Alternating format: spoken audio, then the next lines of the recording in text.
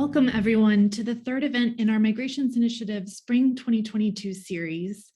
I'm Eleanor Painter, postdoctoral associate in migrations with the Mario Einaudi Center for International Studies, and it's such a pleasure to welcome you all here for today's talk, Freedom on the Move, by Professor Edward Baptist, with Professor Eric Tagliacozzo as moderator.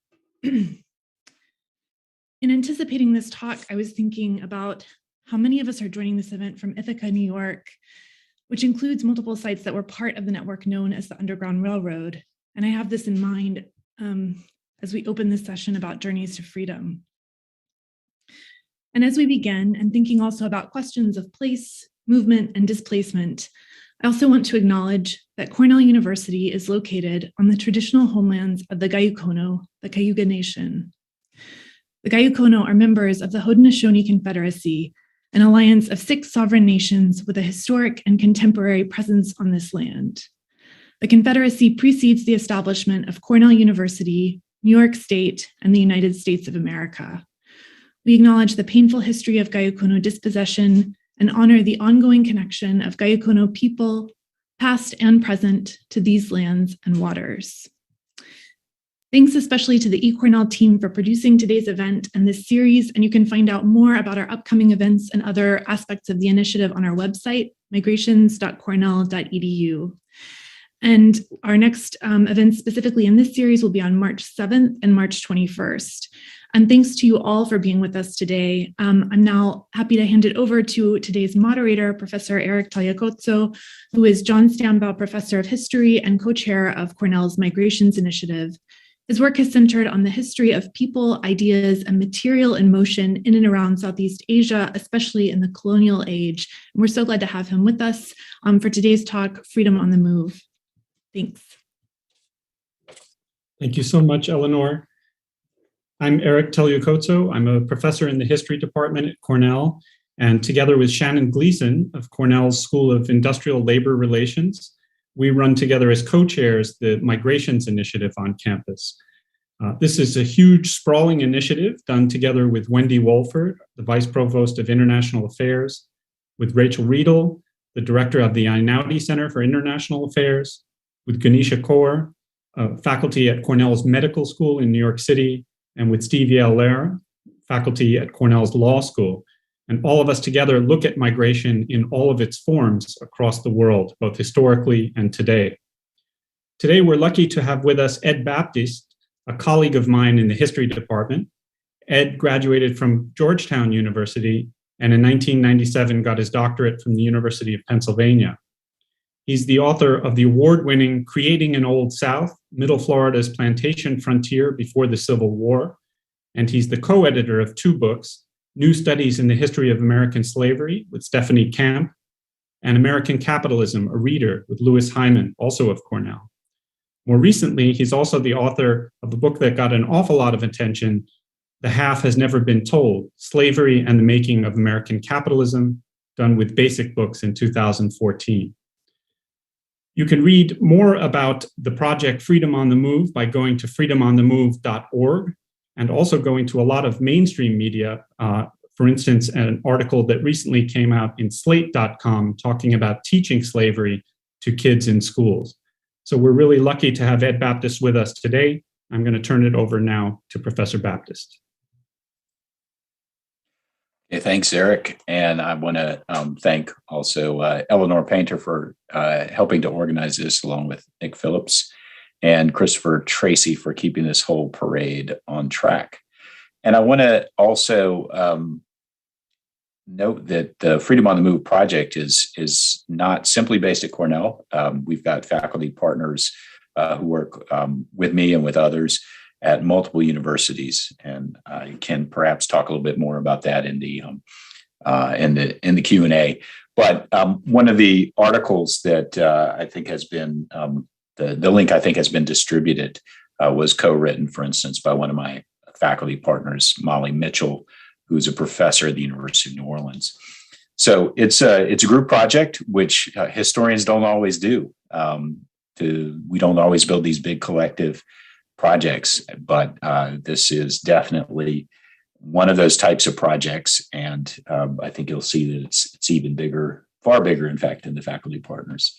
So let me, if we could start the screen share for the slides, that would be great. And I can tell you a little bit about what I'm going to be talking about today. So often when I talk about this project, Freedom on the Move, I put it in the context of policing, specifically racialized policing, which has a very long history in the United States. And I will be talking about that some today. And I also talk about the forms of resistance to or attempts to reframe and redirect that process of racialized and racializing policing. But in this particular case, I also want to talk about the ways in which the escapes, the attempts to achieve self-liberation that the people who are being advertised in the documents this database records, the ways that those are themselves forms of migration, and in many cases, they're attempts to sort of rewrite histories of forced migration and turn them into voluntary migration to freedom. And the ways in which they are policed are, first of all, fundamentally about policing migration, regulating or preventing certain kinds of migration. And those processes, in turn, have a politics and significant influence on the political history of the United States, some of which reverberates to this day. So, as I said, I often talk about this in the context of racialized policing and its origins in the United States. I'm adding a new dimension today, and it's the first time I'm talking about it in specifically this context. So hopefully it will generate some interesting questions. So let me just talk a little bit about the database itself. And Freedom on the Move is a crowdsourced database to some extent or in some key ways. So we provide the documents. Sometimes we're able to provide the transcripts. And these documents are ads that were placed in newspapers in the history of the 13 colonies and then the United States. These ads were placed by enslavers or their representatives or agents when an enslaved African or African descended person attempted to escape from slavery. Some of them are sort of wanted ads, and some of them are placed by jailers who are saying, "Look, we've caught this individual. Is there anybody who wants to claim them and pay the fees and recover them?" And all of this, of course, was legal under the laws of the states, the colonies before them, and it was these ads were very common presence in the newspapers of the 18th and 19th century. They start in about 1706 in Boston, in the first newspaper published in the colonies. I think it's the Boston Newsletter, and they continue up until early 1865 in the Richmond Enquirer, which is the last newspaper published in the capital of the Confederacy right before it falls. So right before the Confederacy falls, there are still ads for Runaways getting published. The crowdsource part comes in when users go to our crowdsourcing app, which is accessible through the front page of freedomonthemove.org. You have to scroll down a good bit under the current configuration. But this allows people to participate in the process of basically getting the data from the ads. Some of the ads don't have transcripts yet. And so in those cases, if you choose to work on that particular ad, you can help to provide the transcript. Most of those that we add to the database do not have what we call metadata, which is the various forms of data that essentially describe the document. And many of these kinds of metadata are about the individuals who are being sought or being described. And what's crucial about that is that we do not have much detailed information about enslaved individuals. So I think the most recent estimates suggest that almost 4 million people were enslaved in the United States at the time of the start of the Civil War. About 3.3, 3.4, something like that million in the Confederacy, and the rest of them in states like Maryland or Kentucky or Delaware that would not ultimately become part of the Confederacy. Over time, from 1619 to 1865, significantly more people were enslaved, lived and died in slavery in the United States. In some cases became free, perhaps as many as 15 or 20 million people. There have been some recent estimates about the total number. And about these millions of people, we know very little, specifically the sort of granular individual detail that can make them come alive for many readers. Of course, we as historians often work with partial or limited data. That's part of our job. But it's certainly easier when we have a little bit more data. And because people actually try to escape, their enslavers put as much personal detail as they knew or could convince other enslaved people who maybe knew them better than the enslaver actually did to give up. They put that kind of data in the ad for the purposes of policing, for, if you will, the purposes of recommodifying people who were trying to decommodify themselves.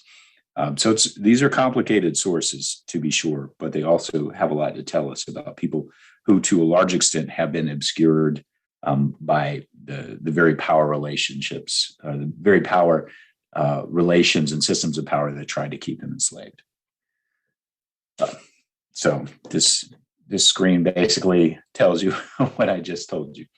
But here are a couple of examples of ads. We'll dig into a couple more of them, but there's a lot that's fairly characteristic about them. If you just take a quick glance at some of these, you see the ways in which some of the description is about the physical appearance as the person who's placing the ad judges them. Often there will be terms that are certainly offensive and that are commonly accepted as offensive today, and that enslaved people would have certainly found offensive at the time, but nonetheless were used by many whites. In other cases, you'll find little bits of personal history. So this ad for Susan, about 22 years old, who was listed as having run away from an enslaver in New Orleans. She clearly had been moved at some point in her life from Charleston, South Carolina, or the general Low Country area. Her accent, her early development, learning to speak in what we would call the Gola dialect of the Gullah Geechee peoples of the Low Country, South Carolina, is part of what whites are supposed to use to recognize Susan. But because that detail is recorded, we also know a little bit about her history. And so this is just sort of a summary of again of what I've just described. But in terms of the number of ads that we think exist, probably between 100,000 and 200,000 are still out there to be found. That might not be all that were initially published. We've got about 32,000 in our published database. We've got several thousand others that we haven't put up on the database yet for various reasons, but hopefully we'll get those put up soon. And we've got ongoing processes to try to find more of these ads. Now, I say, and this is another way to think about some of what I just described, the ways in which these ads pack in a lot of information, sometimes very complex, problematic information. The term, which maybe sounds a little bit flippant, is to call them the tweet of the master class, as a way to get people to think about the ways in which these ads function in the information system of the 18th and 19th century. And the most advanced information technology for most of that time was the newspaper. Newspapers were circulated widely. They were read. Each copy was typically read multiple times. Sometimes they were read out loud. There's an account that comes from a Philadelphia newspaper that I was able to read a little bit earlier this year during some of my research, which describes a group of white men who are gathered around a newspaper saying, "Oh, here's somebody we're looking for. They're about 5'10". This is the person I saw the other day." And so the person who's writing the newspaper article affects to believe that they're actually talking about a missing friend, but they get close and decide or discover that these individuals are actually reading a runaway ad and sharing out the sort of detailed characteristics so they can all keep their eye open in order to find this particular so-called runaway, so that at least one of them can get the reward. And so that shows us something about how information circulated, the ways in which even the number of copies of a newspaper were printed doesn't even tell us the full story of how many individuals would have actually run across these descriptions. And there are a few other ways in which these descriptions are circulated as sort of broadsides and things like that over time. And the other piece that's really interesting that comes out of that particular source I'm describing is that, in fact, we'll delve into this just a little bit.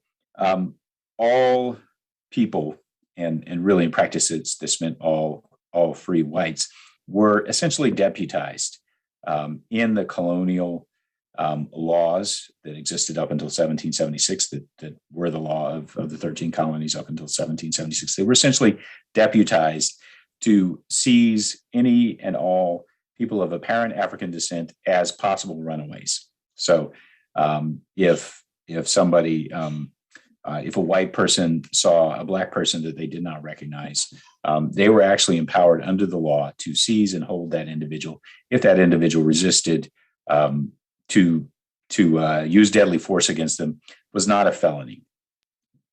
And so we might think of the border between policing and being a sort of colonial citizen as being pretty narrow, or maybe non-existent. Maybe the two things were in fact essentially the same. After the revolution, as some of the northern states emancipate in slavery in those states, sometimes in very gradual processes, to some extent, the way policing works in those states may have changed, and then again it might not. It's not always so clear, particularly when you look at a city like New York, where professional slave catchers ranged through the streets of the city during much of the 19th century up to 1861, seizing African Americans who did not have papers that proved their freedom, or other documentation that proved their freedom, and sometimes assigning them essentially new identities for their own profit, saying that they were some individual who was, born in Virginia, even if perhaps they were themselves born in New York.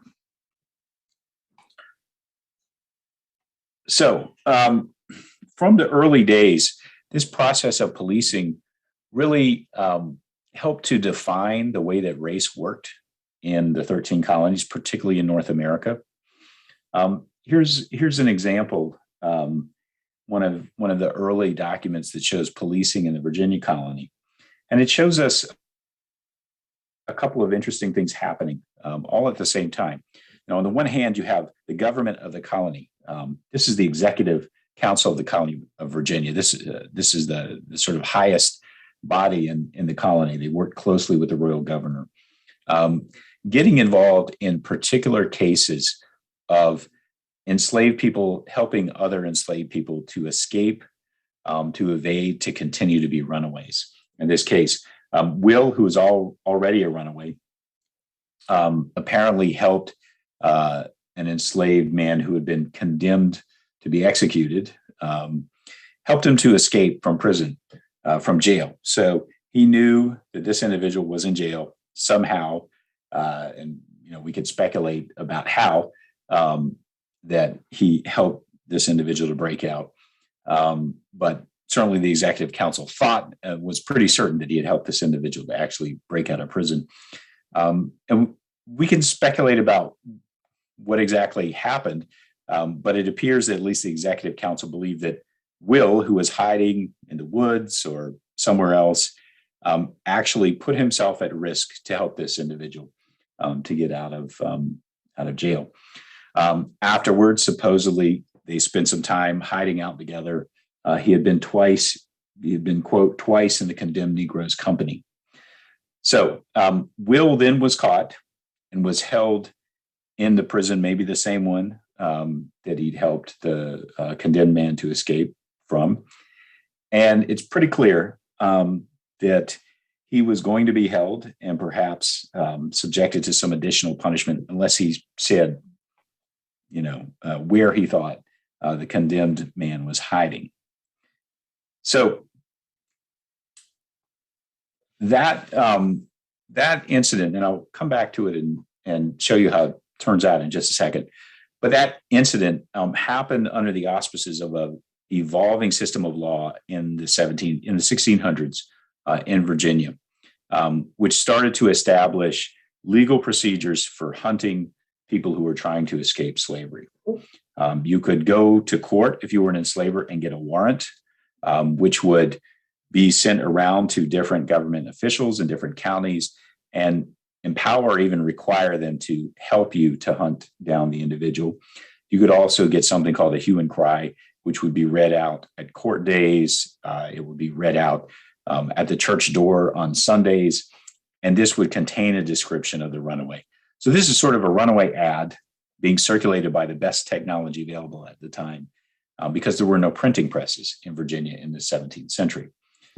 You could also, if someone escaped for long enough, you could have them declared an outlaw, which would put a bounty on their head. It would empower anyone to kill them, whether the outlaw resisted or not. And the 1672 law also established that if a runaway did resist, then any fatal outcome, right, for the runaway, if the runaway was killed, wasn't going to be prosecuted as a crime. And in the late 17th century, the colonial government of Virginia also created a practice of compensating the owners of runaways who were killed. And this is to eliminate any incentives for whites to not act in concert together, but instead to incentivize them to all, including the owner of the runaway, who had a substantial financial interest in the life of the runaway. This is to compensate them in case of the death of the runaway, and thus to incentivize them to also support the use of deadly force as both a deterrent against people trying to liberate themselves and as a tool against those who have decided that the deterrent isn't scary enough. So those structures, the kind of elimination of any legal sanction against those who kill runaways, the circulation of information about them, then the incentive to owners to not protect runaways any specific ways are part of a structure that gives protections and rewards to those who are A, considered white, and B, are willing to participate in the use of deadly force to suppress Black resistance to slavery, specifically running away, which some scholars would call marronage, the process of becoming a runaway from slavery. It also produces certain incentives for people to make that identity of whiteness more and more central to their own personal identities of who they are. Not just because one wouldn't want to be thought of as being part of some other group, right, that might be subject to and exposed to this kind of violence, but also by identifying and officially joining, if you will, this group of white people, participating in the process of eliminating resistance to slavery and resistance by non-white people in general, one gets to wield a really powerful kind of power, right? One gets the right to actually kill people. One gets the right to kill people and not pay any kind of consequence. And of course, it's not necessarily what everybody's looking for, but it is for many, and many points in history, that sort of power has been a heady power, a sort of sovereignty, right? A sovereignty over other people's life. One version of social theory argues that what the modern state is a monopoly, concentrating something we call the state, a monopoly over deadly force. So officially, the modern state is the one body in society that gets to decide who lives and who dies, who gets to use deadly force against who. But in the 17th century colonies and throughout the history of slavery, that sovereignty, that power is distributed among all the white people. And that's a very powerful tool in building social cohesion among whites and building commitment to systems of racial of racialized disparity and inequity and violence. But I should say in the last note there, it also, by excluding a large group of people who aren't able to share in that kind of power, it also creates an incentive for those people to work together to resist that power. It creates the possibility of new solidarities. And as we'll see in just a second, people came to the United States in slave ships from dozens, maybe hundreds of different societies in Africa. In the colonies and then in the United States, they were treated essentially as members of one group, a group of people that was subject to extreme sanctions, deprivations, and of course, the forced extraction of labor. But this created new incentives for them to work together and identify with each other. And we can see that sometime later, after Will was put in jail to try to make him talk about where this other runaway had possibly gotten to, the governor and his council decide Will is not going to talk. He's been silent for months. So they decided to send him back to his owner, Mr. Bryan, who, depending on which road you take, was either 2 or 3 counties away. And he was going to be whipped from constable to constable, which means that at a minimum, each time they passed through a county seat, the constable of that county was going to come out and publicly whip Will at each point along the way.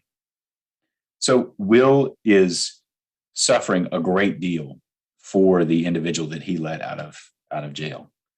And yet, up to that point, that the threat of that suffering and the suffering that he was already going through had not been enough to make him talk. So the process, one might argue, that was going on in the 17th and the 18th century, is the formation in turn of an identity of those who are either from Africa or descended from enslaved Africans, which we might call African American today or Black, but which most importantly, whatever term we put on it, it was characterized by an understanding of what the political scientist Michael Dawson would call the linked fate of those who appear to be of African descent and were subject to these kinds of policing violence. Anytime, really in some ways anytime, but especially when they attempted to move somewhere else against the will of their enslavers, escape, in other words, to freedom. So this linked fate, Dawson would argue, is a key component of the sort of historical development of African American identity. So now, the slave trade from Africa that was bringing so many people like Will and the man he allowed to or helped to escape, allegedly helped to escape. This slave trade was a process that begins well before the first English-speaking settlement in North America really begins. Some would argue in one of Columbus's first voyages. Others would put it the actual slave trade to the Americas slightly later, but whatever the case, based on the records we have, at least 12 million enslaved Africans were brought over 250 odd years to the New World by a sort of group of public-private partnerships, let's say, that managed the slave trade. In some cases, these were very formal partnerships, like the Royal African Company, a corporation started by the British Crown or the English Crown in the late 17th century.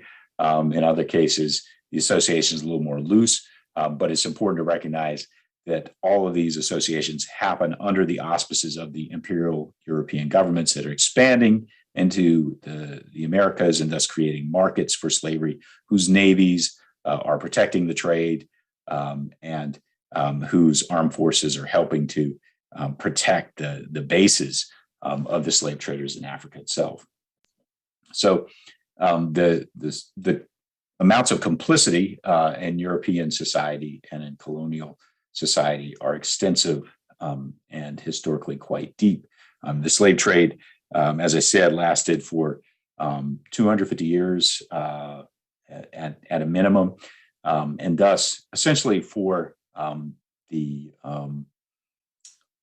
actually 250, over 300 years. And so essentially for the majority, if we're talking about the early 1500s to the middle of the 1800s, it's over 300 years. And so for the majority of time that Europeans have been, and people of European descent have been living in the New World, for the majority of time, the Atlantic slave trade was going on. Now, the 13 colonies were not the biggest destination, about 500,000. Brazil was a destination of probably some 3 million, perhaps more over time.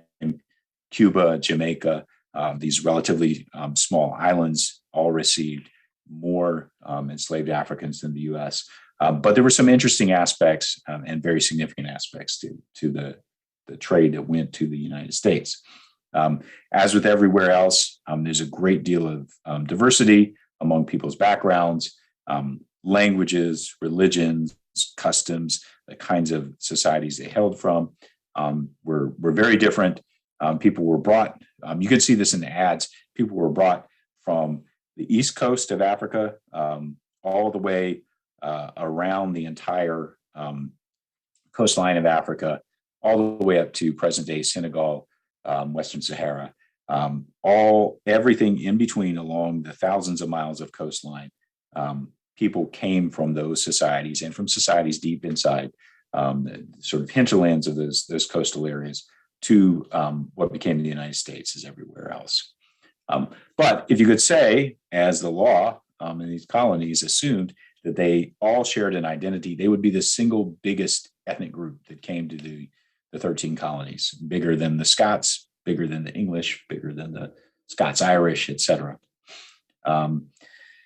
And in contrast to the African populations in the Caribbean, where the disease environments were more intense, and in some ways the labor was more difficult.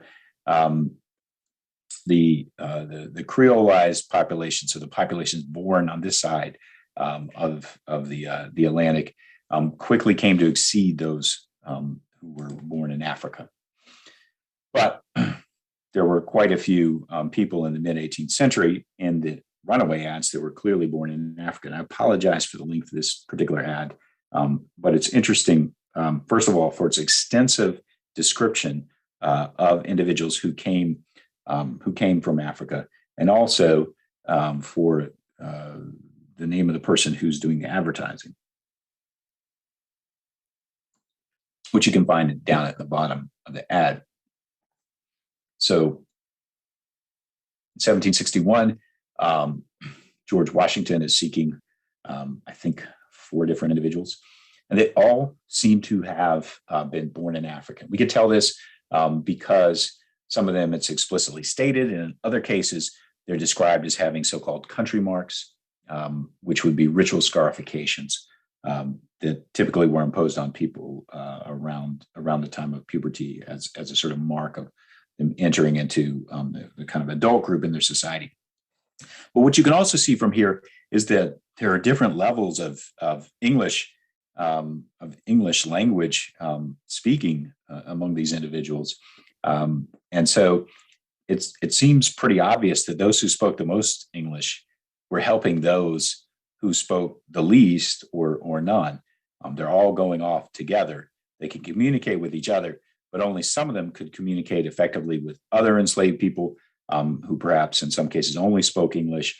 And those who had a little bit more time in the country would have wider networks, would have a better idea of places that they could escaped to. So what you see is a process of working together that began to unite those who were born in Africa and ultimately those who were born in the New World. By the time you get to the American Revolution, where tens of thousands, Jefferson estimated 80,000, but he was overestimating because the Americans were trying to get, American slave owners were trying to get compensated by the British for the number of runaways. The real number was probably something more like 20,000 that ultimately escaped to the British. And many thousands of those actually left with the British at the end of the Revolution. But the Revolution is a time of tremendous numbers of escapees moving around the countryside. And one of the things you see is that in contrast to before the Revolution, at the time of the Revolution, the number of groups that bring together those born in the country in North America and those born in Africa becomes much greater. It becomes much less common for Africans to run away with Africans and those born in the Americas to run away together in separate groups. Now, here's an example of country marks, which could be quite extensive. And we know quite a lot about how those worked, or how extensive those were, how common they were among those traded in the slave trade from the ads themselves. Now, I mentioned Washington and Jefferson, and here's an ad, another ad from Washington's agent on the right, but she's still one of the people enslaved by Washington and his wife, Oni Judge. Some of you may have read or heard of Erica Armstrong Dunbar's book about Oni Judge called Never Caught, which is a phenomenal read. The Washingtons pursued her. The Washington's heirs pursued her. They tried to get her essentially arrested by the various states in which she lived in the North to the end of her life. She managed to evade them all the way until she died of old age in the 19th century. And Jefferson's ad here on the left, one of several he posted in his life, is for Sandy. One of the interesting debates is among historians is kind of spilled into the public lately is about the so-called Somerset decision that the British equivalent of the Supreme Court under Lord Mansfield created in 1772, arguing that whether or not slavery would continue to exist in Britain, it wasn't legal to remove slaves from Britain for purposes of sale to the colonies or sale back to the colonies if they resisted going. And that inability to control where enslaved people move or don't move is essentially the end of slavery in practice in any slavery system. Slavery is about not just the control of people's labor, but the ability to control where they move or where they don't move. And like control over labor, that implies the ability to use the kind of sovereign violence I was talking about earlier. When the colonies achieved their independence, Jefferson, of course, writing his Declaration of Independence with its stirring statements about the natural rights of all men. Jefferson, of course, at that time owning a couple hundred people. Jefferson, of course, in theory, objected to slavery and acknowledged at various points its injustice, but continued to hold people as slaves, to sell them, to sell their children away from them, to use them to pay off debts and things like that up to the very end of his life, including for a long time, the children he apparently fathered with Sally Hemings. Eventually, most of them got their freedom. But Jefferson and the larger slave-owning class, which so dominated early U.S. politics, appear to have been intent on making sure that the Somerset decision did not mean the end of slavery in the United States. And here I'm not necessarily arguing that that the states declared independence because they were afraid that the British would end slavery. it seems like the evidence is ambiguous on that. But what's pretty clear is that in the 1780s, there was a great deal of anxiety among Southern slave owners that the arrival of processes of emancipation in the northern states, or at least some of the most northern ones, I mean, Vermont and Massachusetts, both institute abolition. They both legally end slavery during the course of the Revolution. Pennsylvania puts in a gradual emancipation plan. Those slave owners are very concerned that those who are slaves in Virginia are not able to get their freedom just by moving, just by escaping, just by becoming migrants for freedom towards the north and actually getting to one of those northern states. And so that's pretty clearly the background of Article 4, Section 2 of the Constitution, what's known as the Fugitive Slave Clause. And the third piece of it, of Section 2, is really the one that at least partially operationalizes this idea of an anti-Somerset Constitution. So no person held to service or labor under the laws thereof shall, by escaping, be discharged from such service. And as elsewhere in the Constitution, there's some sort of evasive language, but everybody in the Constitutional Convention discussed quite openly the fact that this and those other instances were about slavery. Slavery was what was being discussed, the institution that was being discussed. And the first part of this is also quite significant too. The citizens of each state shall be entitled to all privileges and immunities of citizens in the several states. The sort of first and third parts of this section together essentially enable people to transport. They require people who are legally slaves in, let's say, Virginia, to be treated as though they are transporting slavery around with them, right? That it's like a backpack that they're not allowed to take off, so that even if they escape to Massachusetts, they will still legally be slaves. Now, how to actually really, and when you get down to the sort of nitty gritty of where the sort of policing rubber hits the road, how do you implement that? That would be the source of enormous debate over the next 70 odd years, and ultimately would be part of the story of causing the Civil War. Now, let's just take a quick jaunt through what Runaways, so-called fugitives, self-liberating freedom seekers were doing in the ensuing years. And the database helps us to see that. It's got, and ultimately the majority of entries in it will be from the years after 1787. The number of enslaved people in the U.S. expanded, even as slavery in the North contracted. Slavery was moved as an institution further west as the U.S. expanded, acquired, seized, conquered more land from Native American people and also from other European empires. And as that happened, internal forced migrations expanded the number of enslaved people in places like Alabama, Mississippi, Louisiana.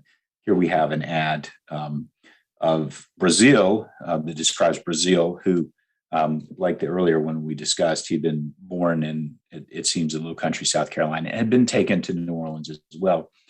And in the 1840s, he escaped, and he was able to stay free in at least some respect, to create a kind of fugitive freedom in the city of New Orleans itself, which, at this time was, depending on the particular census, was anywhere between the third and the sixth largest city in the country. So it's not a small city, but it was a heavily policed city. It had an actual professional force whose main responsibility was A, preventing slave insurrection, B, sweeping drunken sailors off the streets of the city. It was one of the largest ports in the country, and 3, pursuing, hunting, runaways and potential fugitives from slavery. And yet somehow Brazil got away and stayed free for a long time. And as you could see on the surface, and if you read between the lines, it gets even a little deeper. You can see that he does so in some interesting ways. First of all, sometimes he's dressing him in his clothing. This is a theme that pops up sometimes in the ads. But he's also a regular attendant of the balls. So the balls here were probably events, social events organized by a mixed group of free people of color in the city and enslaved people. New Orleans as an urban center had a increasingly active and quasi-independent Black culture in the city that enabled the people who participated in its churches or its dances or other kinds of association, other aspects of association and nightlife to some extent really get out from under the thumb of even that professional police force I described before. And so it suggests to me that Brazil was being protected. He was being protected simply by the existence of that culture, but also probably by some specific individuals in it. And when I use this to teach with students, there's always something that's very striking about this description of Brazil for the students. There's something that actually is fairly charismatic and daring about what he's doing. He's really, he's building, despite the fact that he's legally a slave, he is building his own life through the process of resistance. And some of it may be because of whatever kinds of gender nonconformity, according to the standards of that time, he's exercising.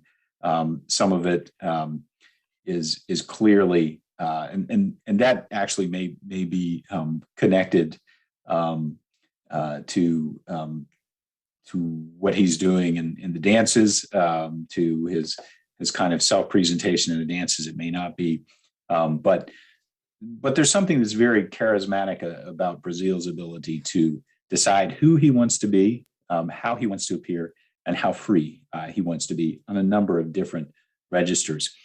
And that kind of the charisma of resistance to slavery is and in particular that of runaways, those who make it to the North and decide to write their own stories, to live in defiance of the fact that they are legally still enslaved. That means that we really can see that the self-liberation aspect of these freedom seekers' lives is fascinating, and it was fascinating to many at the time, including many whites. And of course, there are an increasing number of free states to escape to with the emergence of steamboat lines, the creation of roads, of canals, an entire transportation revolution that links the North and South together, in part because both regions are profiting from the expansion of slavery and the expansion of settler colonialism further west. That, at the same time, produces more opportunities for running away. We can see that there's some suspicion that Simeon is getting away to some of the quote-unquote free Negro states. You can see the same thing is going on potentially with Carrie, Henry, and Alexander. It is all the boys can read and write tolerably well, and it's likely they may have free passes and try to make their way to some free state. So there's this underground migration, which some began to term the Underground Railroad, but even that term doesn't quite encompass, I think, the fascinating and destabilizing aspects for the agreements that bound the white United States together that were going on in the escapes of people like Carrie, Henry, and Alexander. So this is just a piece of a newspaper story that came out of Boston in 1836. I think other people who, just like Will and the man locked in jail in 1672, other people who define themselves as having something in common with Brazil. They, I think, helped Brazil to stay free in New Orleans. But there's also a sense of solidarity between those who are free in the North, whether they were born free, escaped there, were set free at some point, but who are defined as Black, and those who are still enslaved in the South. And the story that this is a piece of is about two women, two enslaved Black women who managed to stow away on board a ship that was going from Baltimore to Boston in 1836. They were discovered by the captain. When the ship got to Boston, he locked them in the jail, had them locked in the jail there. There was a message sent back to Baltimore, and an agent for the slave owner came to basically prosecute a court case to get them sent back to Boston. So when they are brought into court, there's some discussion about whether they're going to be released on bail or remanded to jail or immediately handed over to the slave owner. There are apparently dozens, maybe hundreds of free African-American people from Boston who show up for this trial, and they rush the officers of the court, grab the two women, hustle them out down the stairs, put them into a waiting carriage, and the carriage disappears. They're never seen again. These two women had never, as far as we know, been met by any of the people who rescued them. And the people who rescued them took a considerable risk, because there were over 30 such instances that I've been able to find of these kind of courtroom type rescues of accused fugitives in the years between 1801 and 1850 in the North. And there are many cases in which the would-be rescuers are shot, arrested, imprisoned, etc. And yet they kept trying to rescue people who, again, in most cases, they had never met. It's a really remarkable kind of solidarity that takes place. That kind of self-liberation, that kind of solidaristic other liberation, and the publications of people like Frederick Douglass or who are here, Harriet Jacobs, who publishes Incidents in the Life of a Slave Girl in the 1850s, detailing her own really fraught and harrowing escape. She had to hide in her grandmother's attic for years before she could actually get out of Edenton, North Carolina. These helped to build a Northern interracial abolitionist movement that kept politicizing the processes that Southern slave owners thought were guaranteed to them under Article 4, Section 2.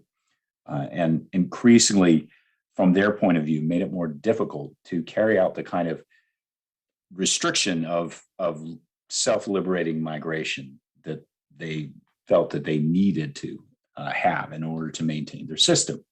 So there's a whole host of legal controversies and struggles, and that's coupled with a particularly intense kind of policing, both by the government and by whites collectively, of Black life in the North, including large-scale riots in the 1830s and 40s, and other ways in which Black freedom is stigmatized and politicized, so that the white North itself is deeply divided about whether slavery should end.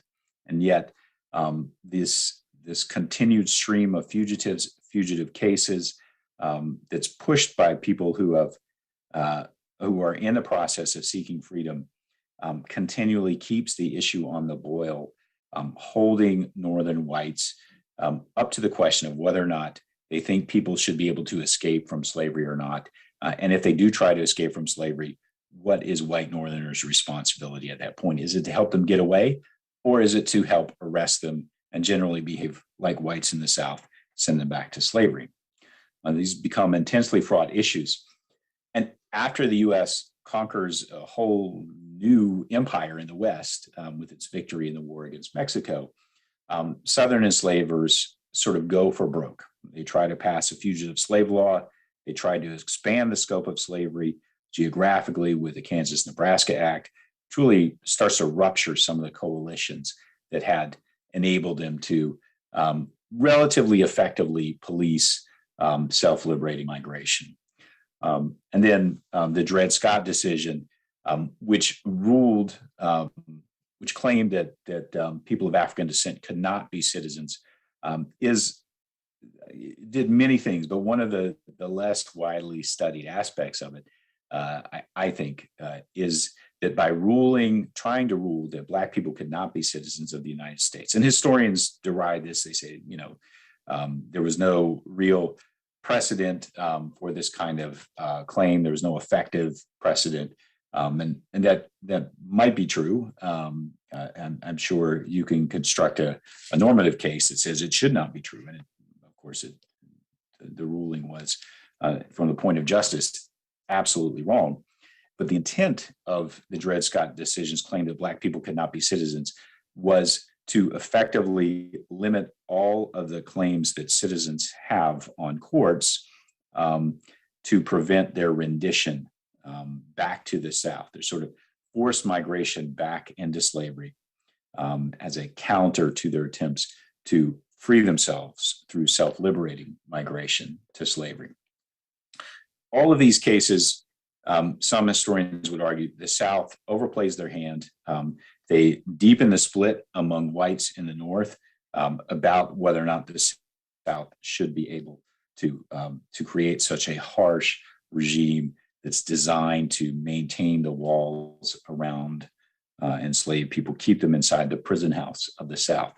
And so when the Civil War comes, the fugitive slave issue is one of the key things that has made it happen, that has brought this sectional conflict up to such a boil that it explodes into war.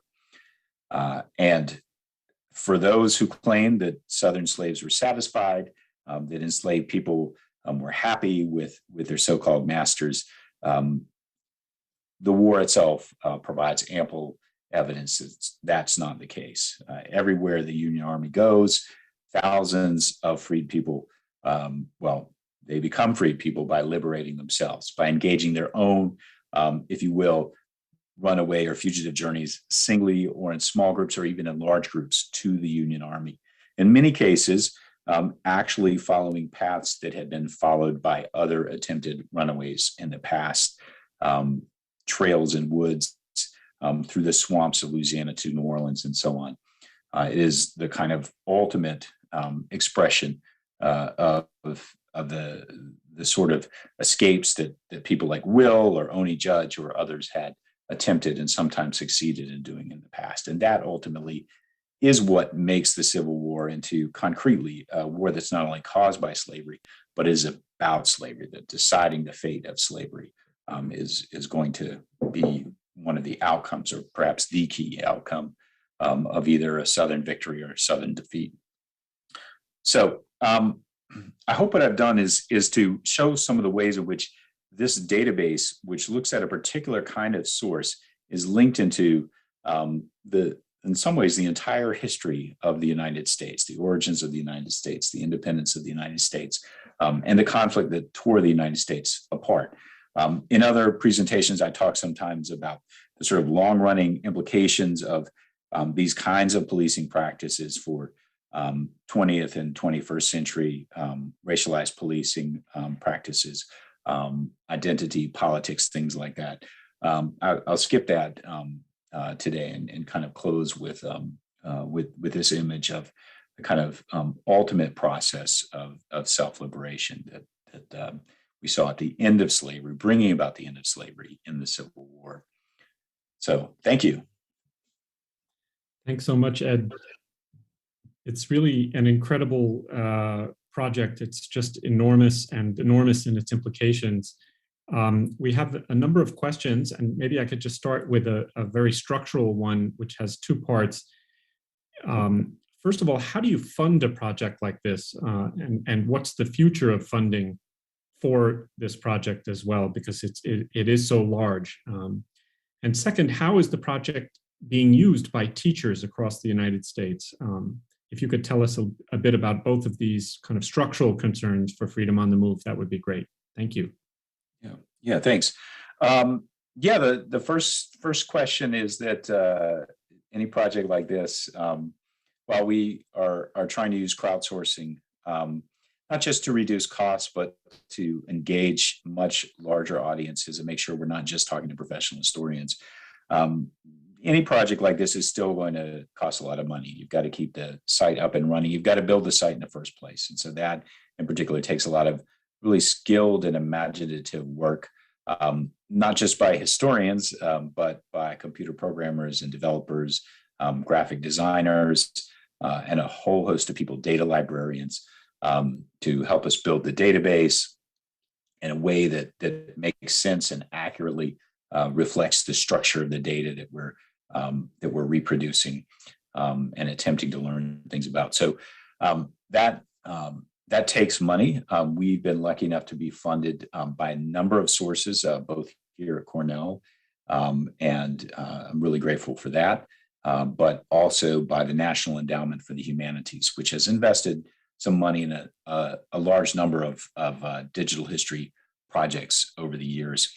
We've been lucky enough to be one of them. We've got a challenge grant from them now, so we're trying to raise some additional funds, which will then unlock some matching funds from the NEH to help us to continue to expand the database, to hire graduate students to help us to make sure that our data is as accurate as possible, is as clean as possible, as we might put it, and even hopefully some postdocs, some new and really brilliant scholars to help us to think about new ways in which the data can be used, can be understood more effectively, both by academics, but also by lots of other audiences who I think ultimately are more important. Whether this is a public that is really, I think, thirsty to find new ways of reimagining the history of the United States. We saw this with the removal of a whole host of statues to some of the same people who are appearing in these ads as the hunters of human beings, right? Their statues were up for 125, 150 years or even longer. And now in many cases, those statues have been taken down. Is there a role for creating a space in public history, whether it's monuments or some other sort of way of remembering the people who, from my point of view, actually did a lot more towards achieving a much more just vision of what liberation could be, of what freedom could be. So I think all of those audiences are audiences we want to connect with, that we've had in some cases some success at connecting with so far, and that's really been quite exciting. We want to continue it. That gets clearly to the second part where you're talking about teachers. On the site, there's a sort of educator page which includes some great video from educators who've used Freedom on the Move in their classroom, K through 12 educators, and as I always say, if I get tired of some of the administrative work that goes into this project, I often go and just listen to the teachers talk about it, because it's really profoundly exciting. What you'll see is that by getting students to actually work with the primary sources themselves, the students come up with much more complex visions of history than I think you can have just from reading a few lines in a textbook. I mean, we're historians, you and I, because we want to do that. And this site, at its best, in the hands of a great K through 12 teacher, can give students a glimpse, and sometimes even more than a glimpse of what it is to do that kind of work that connects us to all of the richness of the past, rather than just some sort of simplistic story. That's great. Thank you, Ed. There's a number of questions coming in from folks on the webinar. Let me ask a kind of a two-part but related question from Angela. Most of the ads didn't contain pictures, just detailed descriptions. How did they know if they had caught the right person? And then maybe related, how long did the typical ad run? Was there a typical time frame when the search for a person ceased? Yeah, so the second part of that is something that I think we're not going to know until we have more ads than we have now, right? Maybe several times as many ads. But one of the things we're trying to keep track of is how long ads run. So we don't just typically want to have in our database the first time the ad runs and then just leave it alone. We want to have each instance of the ad to tell us exactly that, because I think it's a really important question that Angela is raising there. And people ask me versions of that I have to say I can't answer. Like, did most people get away or did almost nobody get away? I don't know. We want to find out, right? How long, for those who are caught, how long did it take? I don't know. We want to find out, but we can find out through accumulating and studying this kind of historical big data. Now, as for the first question, their descriptions. Do the people who allegedly did the crime, are those the people who get arrested today, right? I mean, we have so many cases of mistaken identity, of really bad prosecution, of convictions on flimsy evidence that appear every day. Entire projects are built around helping people to get out from under those kinds of bogus charges and convictions, and they're very important. And what they tell us is that, of course, lots of people were seized as runaways just because they fit the description, and so they might end up with a different enslaver. They might be runaways who are caught and then assigned to somebody else. They might be free people of color who are essentially kidnapped into slavery in a process much like what happened to Solomon Northup. So it was a process that was fraught with those kind of risks. Of course, the slave owner might recognize that this person is a different person, and occasionally you find reports where they say, no, that's not the right one. Other times, they might not have, if they owned a large enough number of enslaved people, they might not have even known. One more piece about those descriptions, which I think is really crucial, and it's shocking and it's disturbing, but it has to be mentioned.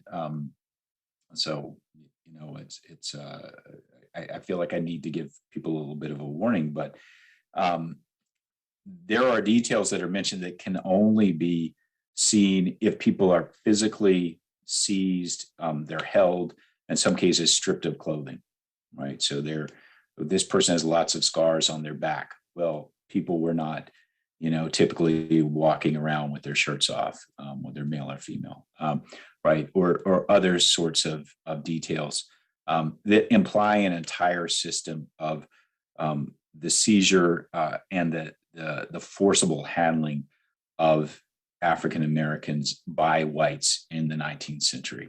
And of course, this is described in the narratives of survivors, but it's when you start reading the ads and you see that is what's implied in tens of thousands of ads, you get the understanding of the prevalence of that kind of rough policing power in the hands of folks who we would today think of as civilians.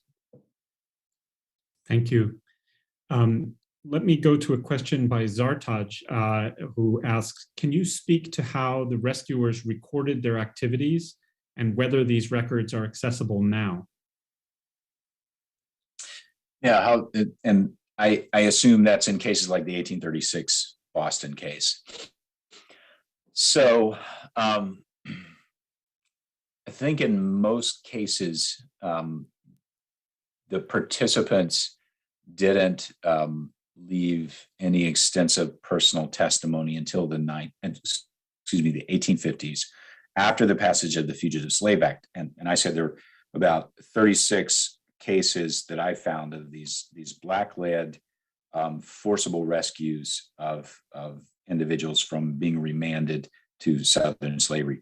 That's up till 1850, because with the Fugitive Slave Act, the character of those rescues when they happen changes in two ways. First of all, many more whites join the abolitionist movement, and not just join the abolitionist movement, but there seems to be a shift in the movement, or at least in the way that the whites in it are acting, which is that they're more eager to take those kind of physical risks than they have been in the past.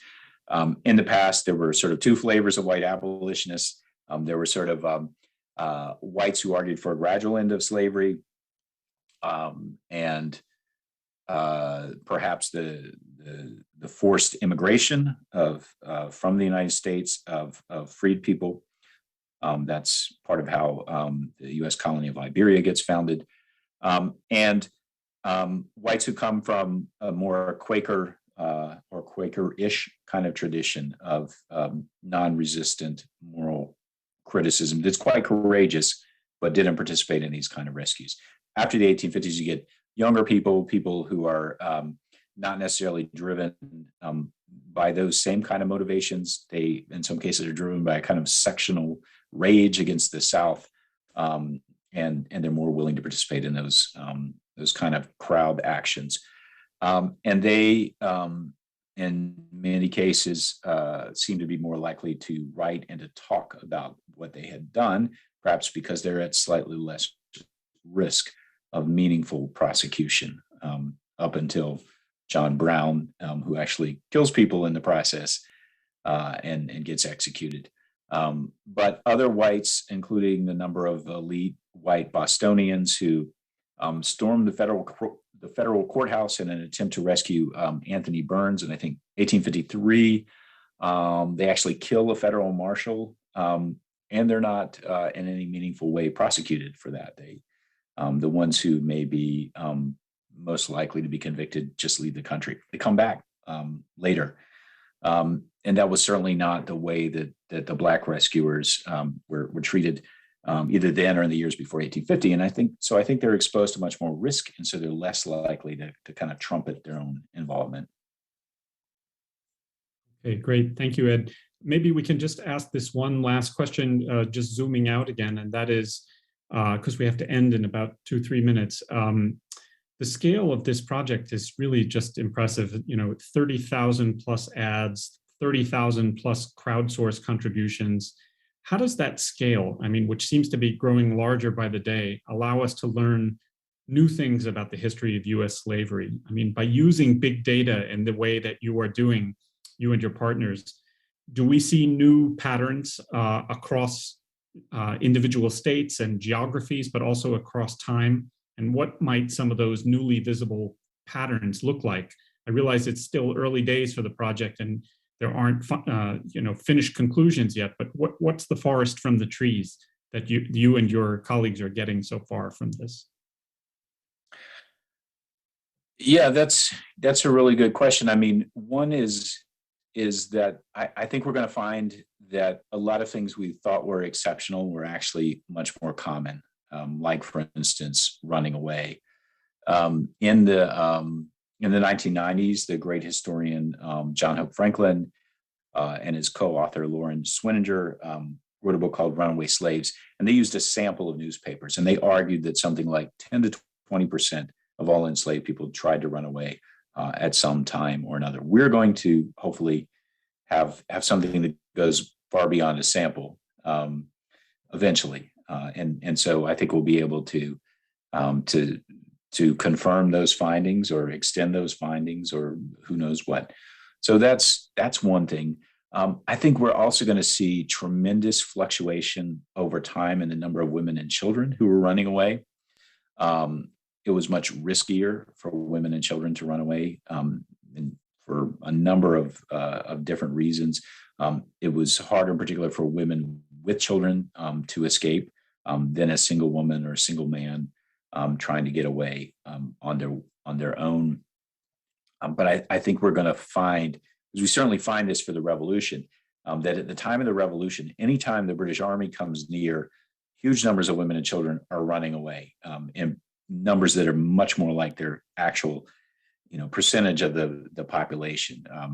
When the British Army is not near before the Revolution, after the Revolution, where we've got decent data in those places where we do, it's something like 85% of the runaways are men, and most of them between like 18 and 35, as you might imagine. So I think we're going to find how we're going to be able to understand how attentive enslaved people were to the political world in which they lived, and the ways in which they were able to respond, take action, and try to shift and change their own circumstances, given what they could see, what they understood, what they the ideas that they developed together about what would be the best move to achieve liberation at that point. Ed, thank you so much on behalf of the entire Migrations Initiative for sharing your work for this incredible project. Again, as Eleanor mentioned at the top of the broadcast, this is just one in a number of webinars that are going for the Migrations Initiative this semester, which started with the Xenophobia Meter Project. It's going to be continuing on from here, so we hope that folks will tune in for the next episode. And again, thanks so much to Professor Ed Baptist for sharing his work with us. Yeah, thanks for having me. Hope to hear more from the folks who listened in.